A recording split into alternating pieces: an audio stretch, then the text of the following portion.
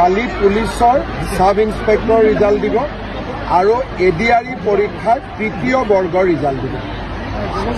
যেহেতু দেখা গৈছে এডিআৰই যথেষ্ট দুখীয়া ছাত্ৰ-ছাত্ৰীসকলে নিযুক্তি পাইছিলে, এইবাৰ কেনেধৰণৰ আশা কৰে? এডিআৰই আমি স্বচ্ছতাৰে সম্পন্ন কৰিছোঁ আৰু মই ভাবোঁ যে এডিআৰইত আমাৰ দুখীয়া ঘৰৰ ল'ৰা ছোৱালীয়ে চাকৰি পাব। এইটো তৃতীয় শ্ৰেণীৰ ৰিজাল্ট, তাৰ পিছতেই চতুৰ্থ শ্ৰেণীৰ ৰিজাল্টটো ওলাব আৰু মই ভাবোঁ যে প্ৰায় 10,000 দুখীয়া ঘৰৰ ল'ৰা ছোৱালীয়ে চাকৰি পাবলৈ সক্ষম। কালি পুলিচৰ সাব ইন্সপেক্টৰ ৰিজাল্ট দিব আৰু এডিআৰই পৰীক্ষাৰ তৃতীয় বৰ্গৰ ৰিজাল্ট দিব। যেহেতু দেখা গৈছে এডিআৰই যথেষ্ট দুখীয়া ছাত্ৰ-ছাত্ৰীসকলে নিযুক্তি পাইছিলে, এইবাৰ কেনেধৰণৰ আশা কৰে?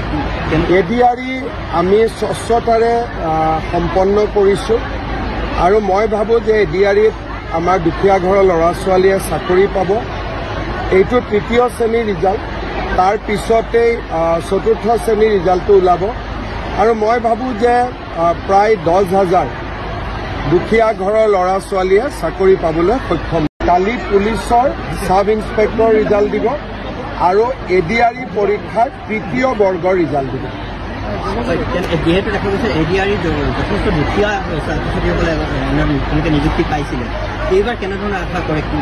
এডিআৰই আমি স্বচ্ছতাৰে সম্পন্ন কৰিছোঁ আৰু মই ভাবোঁ যে এডিআৰইত আমাৰ দুখীয়া ঘৰৰ ল'ৰা ছোৱালীয়ে চাকৰি পাব।